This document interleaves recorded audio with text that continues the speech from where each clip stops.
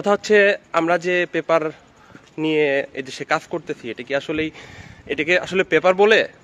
যদি আপনি এটা মনে করেন যে এটা পেপার, তাহলে ভুল ভাবতেছেন। তার কারণ হচ্ছে এটা হচ্ছে 6 মাসের একটা এদেশে থাকার পারমিশন বলতে পারেন। 6 মাস পর পর সেটা রিনিউ করা লাগে।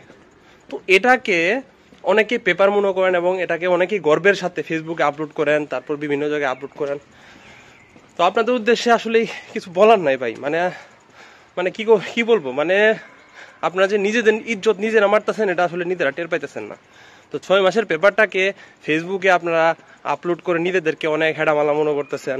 আবার ওইগুলা দেখে অনেকেই আমাকে কমেন্ট করে যে ভাই আপনার কি ওইটা নাই, ভাই আমার ওইটা ছাড়া কি আমি কাজ করতেছি এদেশে আপনার মনে হয়?